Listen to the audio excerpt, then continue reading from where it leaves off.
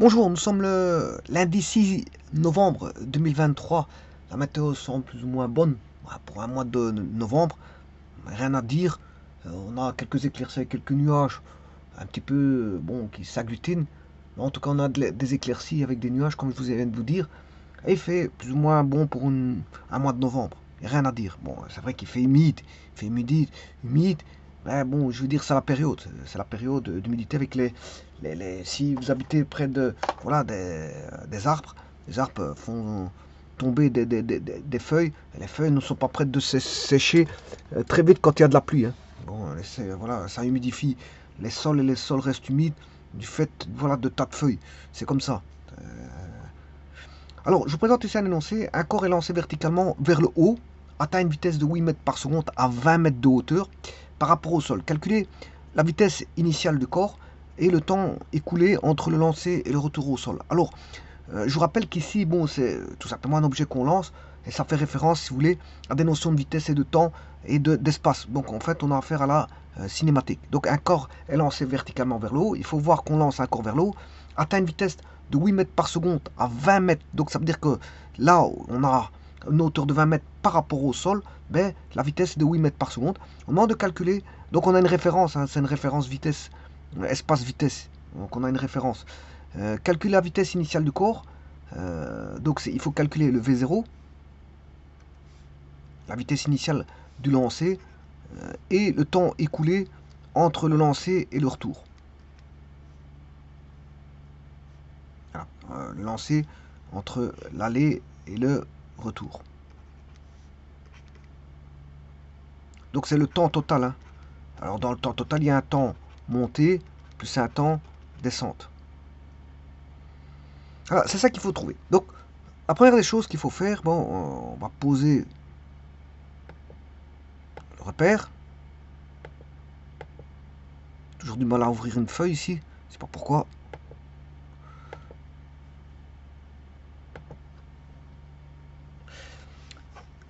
Alors, on va mettre un axe.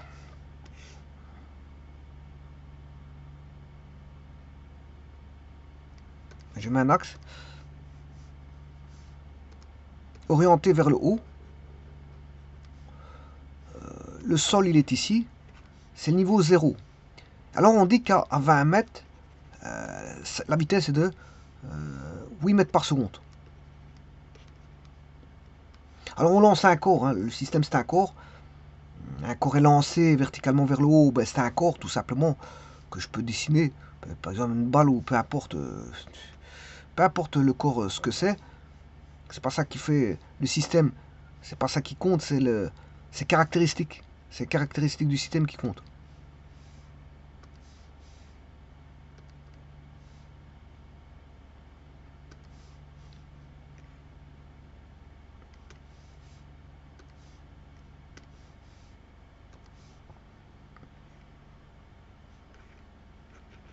Ça, c'est le sol. Donc, il est lancé à partir du sol. Bah, il va monter une hauteur. Et on sait bien qu'à 20 mètres, on a une caractéristique. Bon, il va peut-être continuer à monter, puis il va redescendre. Hein, pour trouver ceci, ben, il faut aller mettre tout simplement les équations de la cinématique, puisqu'on sait bien que c'est un problème de cinématique. Et il suffit de poser juste les équations et de faire les calculs des équations que l'on a en présence. Donc, on sait bien que x égale x0 plus v0t.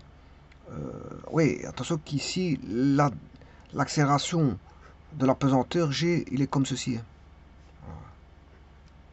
Et là, bien sûr, on aura une vitesse montée suivant l'axe et une vitesse descente en sens contraire de l'axe. L'axe, c'est l'axe des z, c'est l'axe OZ. Donc V0, V0t moins 1 demi gt carré. Voilà. Et pour la vitesse, V égale V0 moins gt. Voilà, ça c'est les équations à tenir en compte. Sachant que le x0, ben, j'ai pris l'origine du repère en 0. Donc x0 il vaut 0. Et donc c'est ce V0 là qu'il faut rechercher. Alors on sait que si V égale 8 mètres par seconde, je ne sais pas pourquoi j'écris très mal, mais bon. Si V égale 8 mètres par seconde, alors X égale 20 mètres.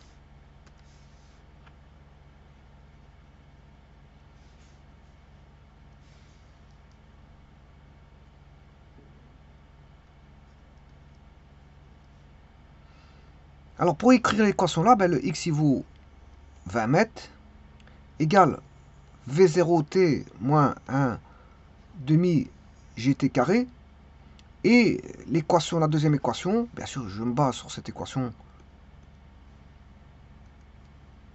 là. C'est évident que je me base sur ça. Hein.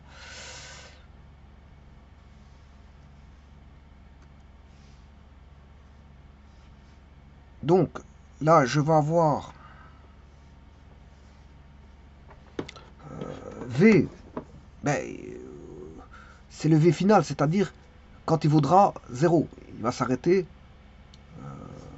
Non, je m'excuse. À 8 mètres, je peux trouver l'équation parce que à 20 mètres, on a 8 mètres. 8 mètres par seconde. À 20 mètres, on a 8 mètres par seconde. Donc, là, je vais écrire 8 égale, bon, j'ai l'équation 1 et 2. Là, c'est 1 et 2. 8 égale V0 moins GT. Ah, et donc, de ces deux équations,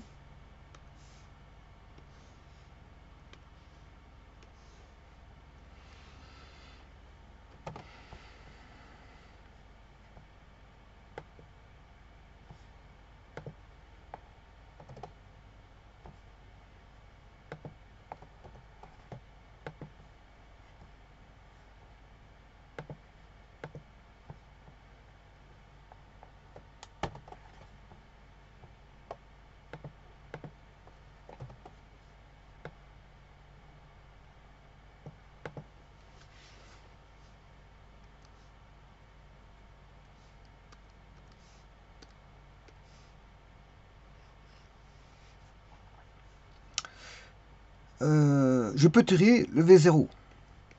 V0 égale 8 plus GT. Voilà que vaut le V0. Il vaut 8 plus GT. Ben, 8 parce que c'est 8 mètres par seconde plus G fois T.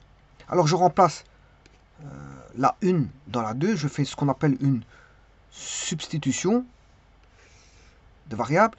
Et je remplacer le V0 par 8 plus GT. Trouver le temps. Donc j'écris la première. V0, je vais vous dire que c'est 8 plus GT fois T moins 1 demi GT carré. Donc je peux écrire que c'est 20 égale 8T plus GT carré moins 1 demi GT carré. Ce qui fait 20 égale 8T plus 1 demi GT carré. Et donc on a une équation du second degré qui est 1 demi GT carré plus 8T moins 20 égale 0. Alors, je vais résoudre cette équation du second degré.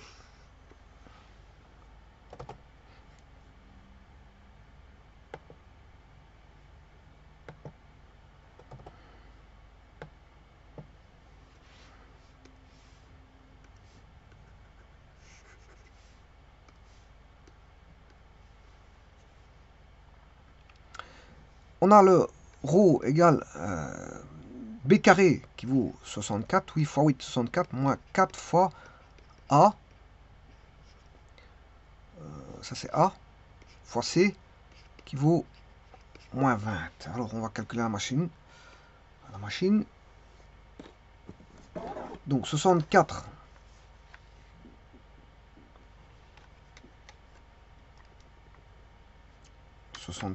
moins 4 fois 9,81 divisé par 2. Ouais, je me suis déjà trompé. On va déjà mettre un plus parce que c'est vrai que Je me suis déjà trompé en débutant déjà mon calcul. Moins par moins, ça fait plus. Comme ça, je n'ai pas traité. On va refaire fois un nombre négatif. Alors, 20 divisé par 2, ça fait 4, ça fait 10, fois 4, ça fait 40. 40 fois 9, 81. Voilà, 392,4. 392,4.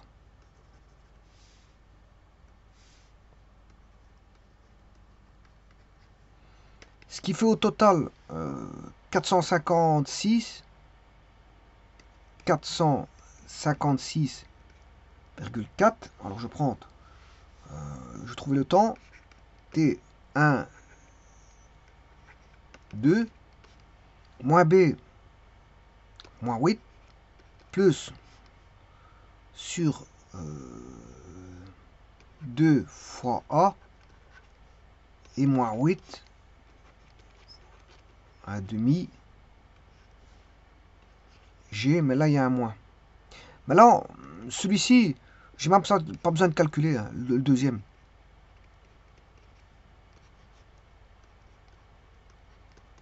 Parce que là, ça va donner un temps négatif, hein, à rejeter. Parce que j'ai moins 8, et je soustrais encore quelque chose, et puis je divise par du positif, ça donne du négatif. Donc j'ai même pas besoin de le calculer. Par contre, le second, là-bas, alors, racine carrée de 456,4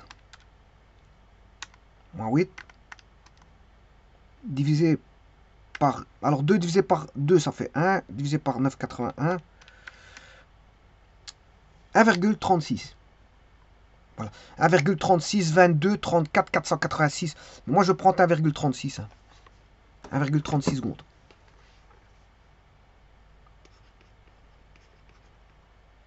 Ah, 1,36 secondes. Voilà, donc là maintenant, en ayant ceci, je n'ai pas encore la vitesse initiale du corps parce que c'est ce qu'on me demandait au départ. Par contre, je peux la trouver. Pourquoi je peux la trouver, la vitesse initiale? Parce que je connais le temps. Voilà. Vous savez très bien que tout à l'heure, j'avais écrit une équation. D'ailleurs, elle est, je ne sais plus où. Voilà, elle est là. Non, c'est pas ça. Elle est là. B0 est égal à 8 plus GT. V0 égale 8 plus G2. Donc maintenant je connais le temps. Parce que je viens de vous dire que ça faisait. Je viens de voir à la machine, c'était 1,36 environ. Le temps vaut environ 1,36. Le temps a été trouvé à environ 1,36 secondes. Et des faflottes. Bon, les faflottes, c'est 36, 22, 34, 86, 486. Mais je travaille à 2 décimales. Donc maintenant, j'ai le G 9,81 fois 1,36 fois 9,81. Voilà, plus 8. Voilà. 21,36, 35, 20, 31. Bon, et je vais prendre 21,36. Donc la vitesse initiale vaut 21,36 à 2 décimales.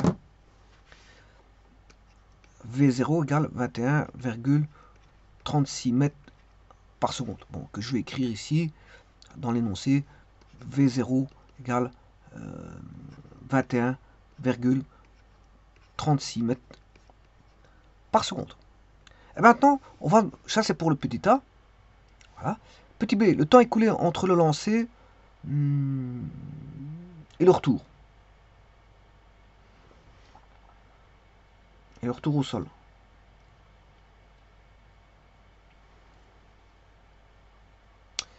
Eh bien, pour ça, donc,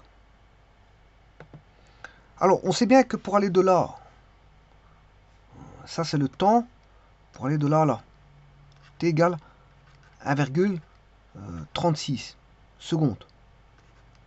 Pour aller, si vous voulez, pour que le ballon fasse ça. Mais le ballon, il va continuer à monter. Il va continuer à monter et il va redescendre. Voilà, donc le 1,36 c'est pour arriver, bien sûr, à un stade. Un stade qui est ici. Mais le ballon continue à monter. Eh bien, on va regarder après ça. Comment peut-on faire ça? Donc ça, c'est le temps pour arriver, voilà, où la vitesse est égale à à combien? Je ne me rappelle plus, la vitesse était de... voilà. Non, je vais pas calculer la vitesse. C'est juste la vitesse initiale. Si, c'est 8 mètres par seconde. Donc, ce temps de 1,36, le temps de 1,36 secondes, c'est le temps là où il est à 8 mètres par seconde, à 20 mètres, quand il est à 20 mètres. C'est-à-dire là où il est à 8 mètres par seconde. La balle, le corps, l'objet, est à 8 mètres par seconde à une distance de 20 mètres. Et là, c'est le temps qui s'est écoulé pour arriver du sol jusque là, jusqu'aux 20 mètres, c'est 1,36 secondes. Mais le ballon continue à monter et va redescendre. Donc on demande le temps écoulé entre le lancer et le retour.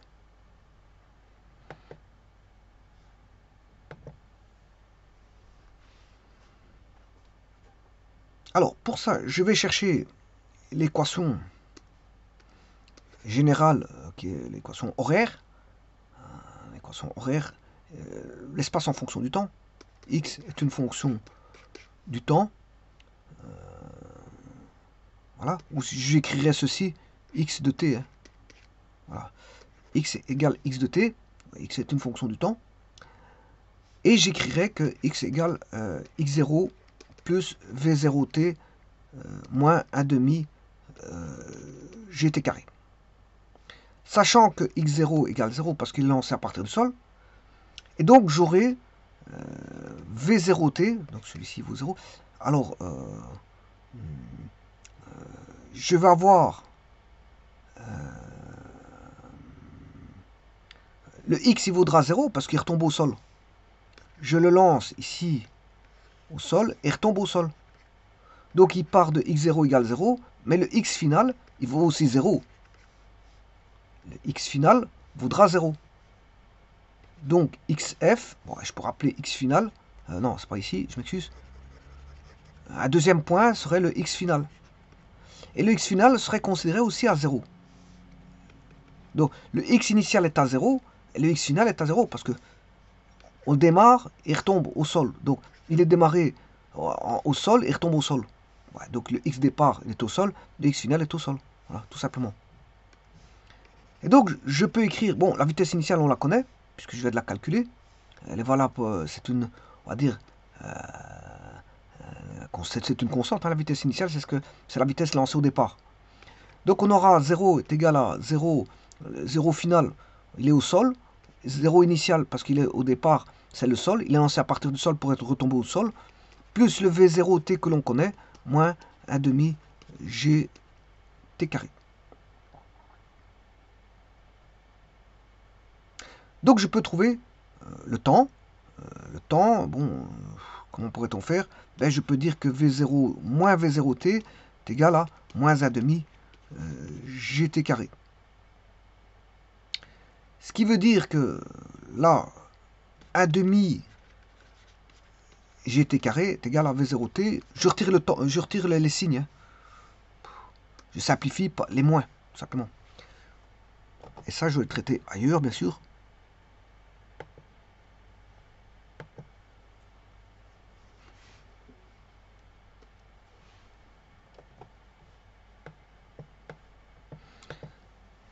Et donc, qu'est-ce qu'on va dire? Ben, si je divise tout par t, bon, t étant différent de 0, je peux diviser par t, donc on aura 1 demi gt est égal à v0. Ce qui veut dire que t est égal à 2v0 sur g. Voilà le temps. Or, la vitesse initiale était de 21,36 mètres par seconde. 2 fois 21,36, le tout divisé par 9,81. Et le temps, je pourrais trouver le temps total, montée-descente. 2 fois 21,36 divisé par 9,81. 4,3547 4,3547 40 06 1. Bon, que je coupais, je prends 4,35 mètres par seconde. 4,35 mètres par seconde. Voilà, ça c'est le temps total montée-descente. Et le temps monté, ben, il suffit de diviser par 2. Voilà. 2,18. 2,18 mètres pour monter. Environ, hein. Voilà, environ. Parce que en fait, si je divise par 2, 4,35, c'est 2,70. 177, 37, 00, 31. Et donc, 177, je vais mettre 18, mais bon. Vous avez bien vu que je fais une erreur, hein, puisque je fais une approximation. Donc, je vais faire une approximation, c'est pas un problème. 2,18 et 2,18. Ou je peux dire aussi 2,177. C'est bon comme ça, parce qu'il y a un 3 juste derrière. Il y a un 3 juste derrière. Donc je vais dire 2,177 temps de montée, temps de descente.